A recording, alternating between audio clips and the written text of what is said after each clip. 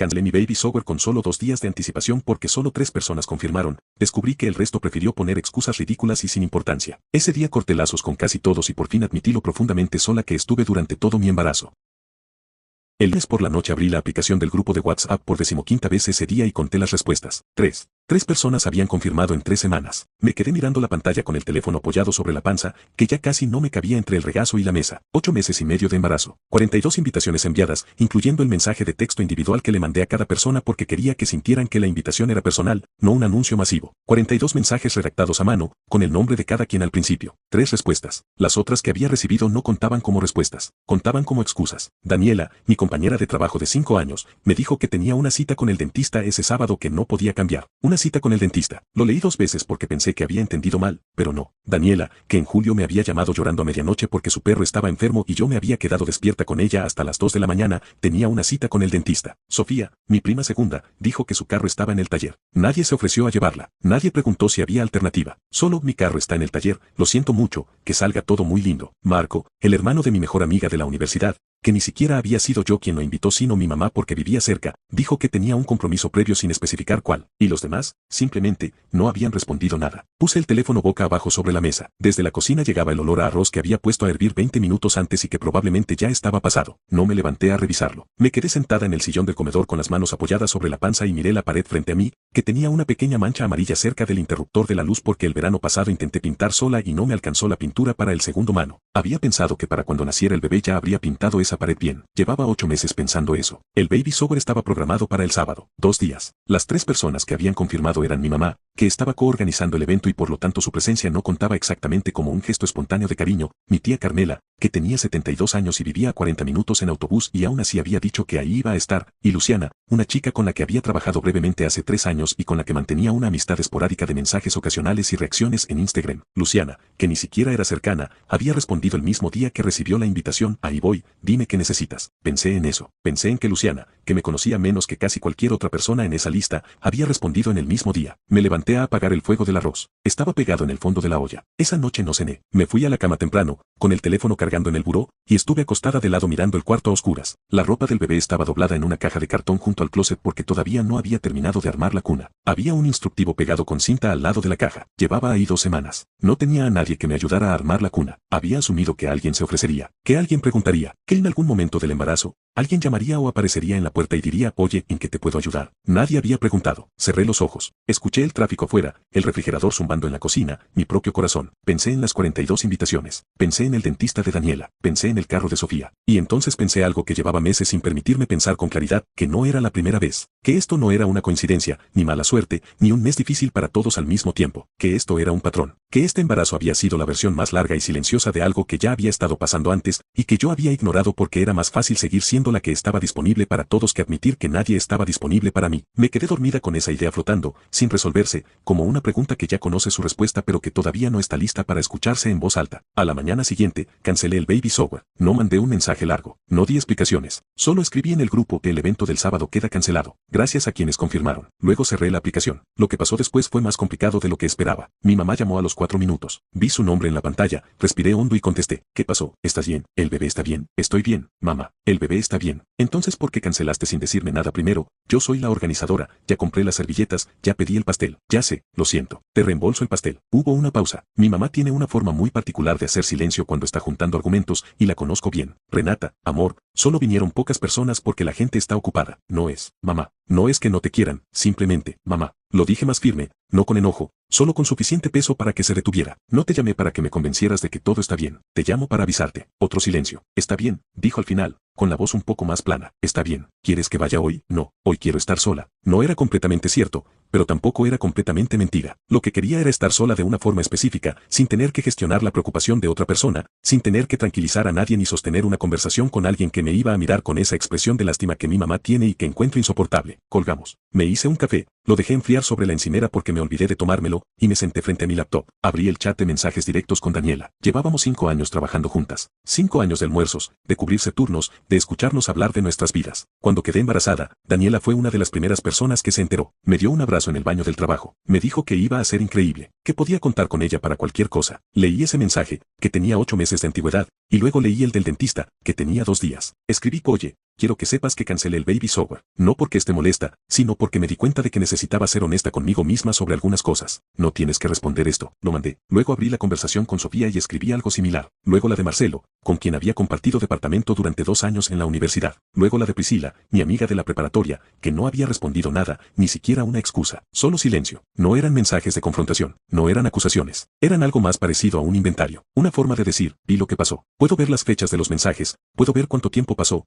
puedo ver lo que escribiste y lo que no escribiste. Y ya no voy a actuar como si no lo hubiera visto. La mayoría no respondió de inmediato. Daniela respondió esa tarde. Un mensaje largo, lleno de disculpas, de explicaciones sobre el dentista, que en realidad era una ortodoncia que llevaba meses esperando y no podía cambiar, de que se sentía terrible, de que no había medido bien lo que significaba para mí. Terminaba con: ¿puedo visitarte esta semana? Lo leí 2 veces. Luego escribí: claro, el jueves por la tarde. No porque estuviera segura de querer verla, sino porque necesitaba ver si la respuesta en persona iba a ser distinta al patrón que había observado desde afuera. Sofía, en cambio, respondió con un audio. Lo escuché con el teléfono en la oreja mientras caminaba de un lado a otro de la sala. En el audio explicaba que de verdad el carro estaba en el taller, que lo sentía mucho, que esperaba que yo entendiera. No dijo nada sobre el bebé, no preguntó cómo estaba. El audio duraba 45 segundos y era, en su totalidad, una defensa de Sofía. No respondí. Esa tarde me llegó un mensaje de Luciana. No sabía de la cancelación todavía porque había estado en reuniones toda la mañana. Cuando lo vio, escribió: bye, Renata, cuéntame, ¿estás bien? No, qué pena, espero que todo esté bien. No, avísame si necesitas algo. Solo, cuéntame. Me quedé mirando esas 2 palabras durante un momento. Luego escribí: no, muy bien, pero creo que necesitaba que esto pasara para darme cuenta de algunas cosas. Y Luciana respondió: ¿quieres que pase esta noche? Tengo flan de mi mamá en el refri y no tengo nada que hacer. Sonreí. La primera vez en 2 días que sonreía. Escribí: sí, ven a las 8. Esa noche Luciana llegó puntual con el flan y con una cobija de regalo que había comprado esa misma tarde sin decir nada, envuelta en papel craft y con un moño de color verde. La abracé en la puerta y tuve que hacer un esfuerzo para no llorar, no por tristeza, sino por el contraste, por lo evidente que resultaba,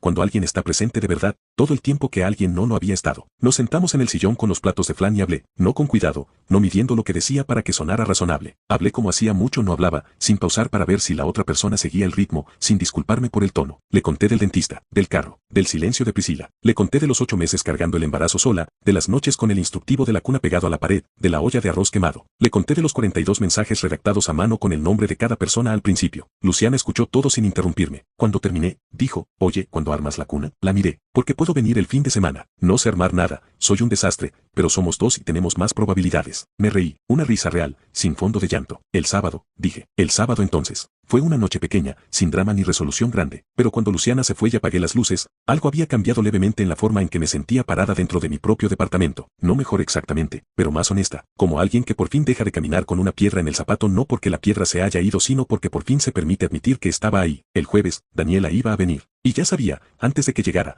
que esa conversación iba a determinar muchas cosas. Daniela llegó el jueves con una bolsa de papel de una panadería que quedaba cerca del trabajo, con 3 tipos de pan dulce y una tarjeta que tenía un oso de peluche en la portada. La hice pasar, le ofrecí café, y las 2 nos sentamos a la mesa del comedor. Durante los primeros 10 minutos, habló sin parar, que lo sentía mucho, que no había medido el impacto, que la ortodoncia llevaba meses programada y que el dentista no daba citas los domingos, que si hubiera sabido que era tan importante para mí, hubiera buscado la forma de ir aunque fuera un rato. Escuché todo. Luego dije: Daniela, no te estoy pidiendo que te disculpes por el dentista. Se detuvo. Te estoy diciendo que me di cuenta de algo, que los últimos 8 meses estuve embarazada y en ningún momento, ni una sola vez, me preguntaste cómo estaba si no era yo quien lo sacaba primero, que cada vez que nos veíamos en el trabajo hablábamos de tu departamento nuevo, de tu sobrino, de la situación con tu jefe, y yo escuchaba, siempre escuchaba, pero nunca era al revés. Daniela abrió la boca, la cerró. No estoy diciendo que seas mala persona, continué, estoy diciendo que me di cuenta de que yo ponía más en esta amistad que tú, y durante mucho tiempo lo ignoré porque era más fácil, pero ya no puedo seguir haciéndolo. El silencio que siguió fue incómodo de una forma específica. No era el silencio de alguien procesando algo difícil, era el silencio de alguien que esperaba que la conversación terminara diferente. Daniela dijo: finalmente, no sabía que te sentías así. Lo sé, dije. Eso también es parte del problema. No terminamos peleando. No hubo portazo ni lágrimas grandes. Daniela se fue una hora después con la misma bolsa de pan porque yo no la había abierto, y nos despedimos en la puerta con un abrazo que duró lo correcto sin durar demasiado. Cerré la puerta y me quedé parada en el pasillo del departamento. Pensé que debería sentirme mal. Pensé que debería sentir culpa, o al menos algo parecido a la nostalgia por una amistad que probablemente ya no iba a ser lo mismo. Lo que sentí, en cambio, fue una especie de claridad extraña, como cuando limpias un cuarto que lleva meses acumulando cosas que no usas y al final queda espacio en el piso. Esa misma tarde,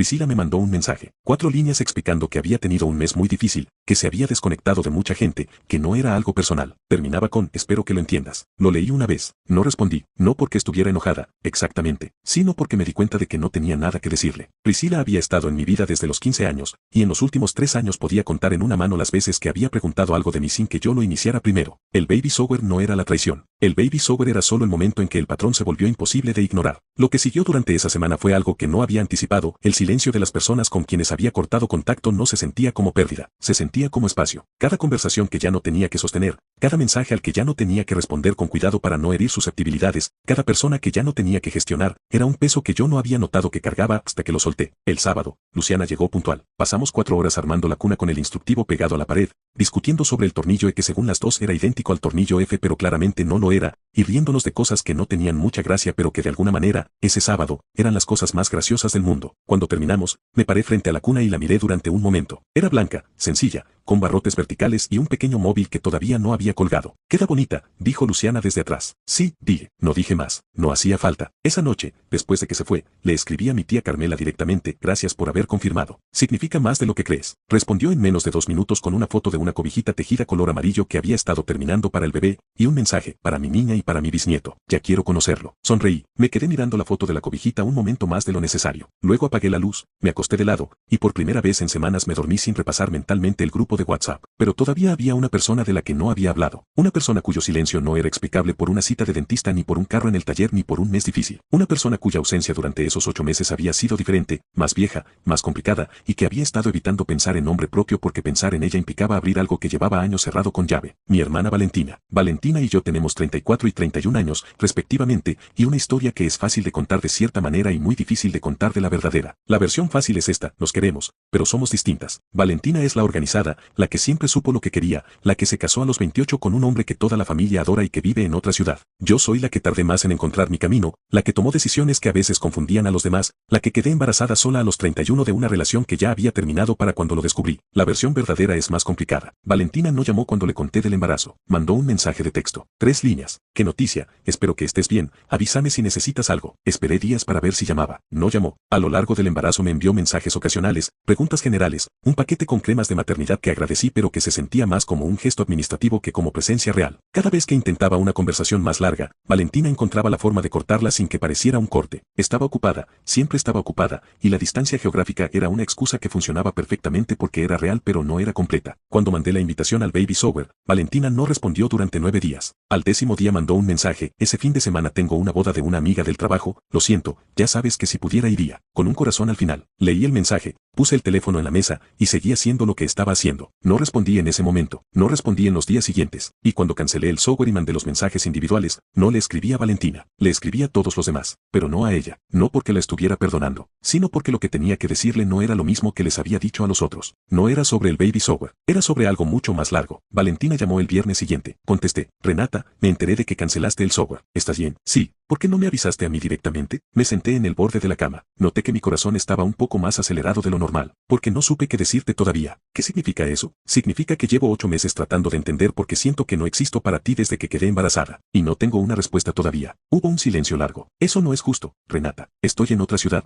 tengo mi propia vida, lo sé, no puedo estar disponible todo el tiempo. No te estoy pidiendo que estés disponible todo el tiempo. Te estoy diciendo que en 8 meses no me llamaste ni una vez sin que yo llamara primero, que cuando te conté del embarazo me mandaste un texto de 3 líneas, que la invitación al software la recibiste hace 3 semanas y tardaste 10 días en responder que no podías ir. Valentina no dijo nada. No te estoy atacando, dije, y lo decía en serio, pero tampoco te voy a decir que está bien, porque no está bien. Renata, no es que no me importe, es que se detuvo. Cuando volvió a hablar, su voz tenía algo diferente, una incomodidad que reconocí pero que pocas veces había escuchado en ella. No supe cómo manejarlo. Todo esto, el embarazo, el hecho de que esté sola, no supe qué decir y entonces no dije nada. Me quedé quieta. Eso no es una excusa, continuó, casi a pesar de sí misma. Lo sé, solo te estoy explicando lo que pasó de mi lado. Era la respuesta más honesta que me había dado en mucho tiempo. No era suficiente para arreglarlo todo, pero era algo. Necesito tiempo para procesar esto, dije. No te estoy diciendo que no quiero verte. Te estoy diciendo que necesito tiempo. Está bien, dijo Valentina. Luego, después de una pausa, ¿cuándo es la fecha probable del parto? 3 semanas. Voy a ir, dijo. No como pregunta, como afirmación. No respondí de inmediato. Ya veremos, dije al final. Colgamos. Me quedé sentada en el borde de la cama durante un rato, con el teléfono en la mano. Por la ventana entraba luz de la tarde, ese tono anaranjado que tiene el departamento a las 5:30 y que siempre me ha gustado. Pensé en lo que Valentina había dicho. No supe cómo manejarlo y entonces no dije nada. No era una justificación,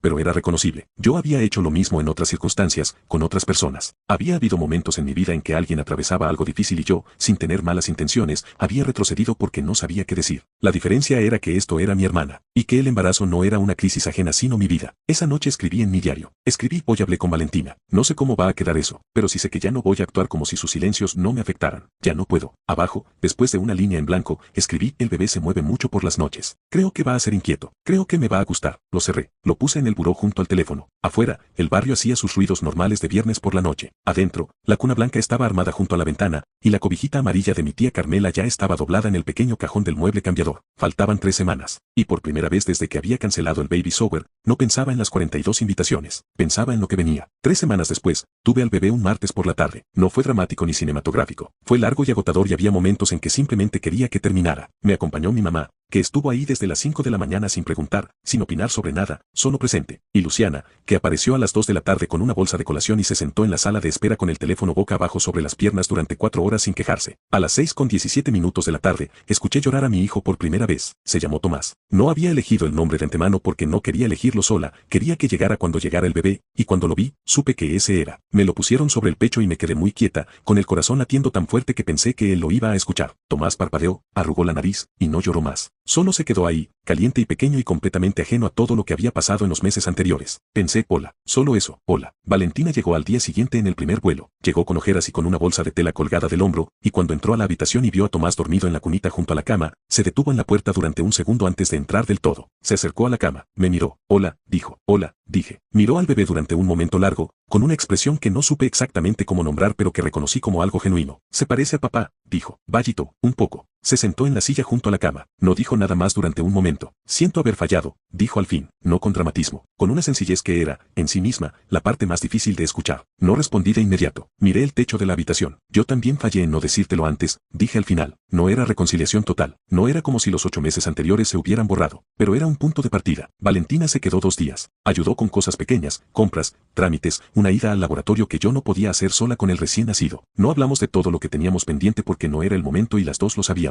Pero tampoco lo ignoramos completamente. Cuando se fue, nos abrazamos en la puerta más tiempo que en los últimos años. Durante las semanas que siguieron fui descubriendo el ritmo del bebé y el ritmo nuevo de mi vida con una mezcla de cansancio y algo que no sabía muy bien cómo llamar. No era felicidad exactamente, no todavía, porque el cansancio era demasiado real y los días eran demasiado cortos y las noches demasiado largas. Pero había algo sólido en el fondo de todo, algo que no había sentido antes con tanta claridad. De las personas que habían fallado, algunas siguieron en mi vida de forma diferente, con distancia, con conversaciones más cortas, con expectativas que yo ya no tenía que bajar de un nivel que nunca debieron tener. Daniela siguió siendo compañera de trabajo, pero ya no era la persona a quien llamaba cuando necesitaba algo real. Sofía envió un regalo al bebé por mensajería, un regalo lindo, sin tarjeta. Le mandé un gracias escueto. Priscila no escribió más. Yo tampoco. Luciana venía los miércoles por la tarde con algo de comer y se quedaba 2 horas. A veces hablábamos. A veces solo poníamos algo en la televisión mientras Tomás dormía en el portabebé. Era suficiente. Era más que suficiente. Mi tía Carmela me llamaba los domingos a las 10 de la mañana, puntual como un reloj, y siempre preguntaba lo mismo: ¿cómo están los dos? Con los dos. Nunca solo yo, los dos. Eso,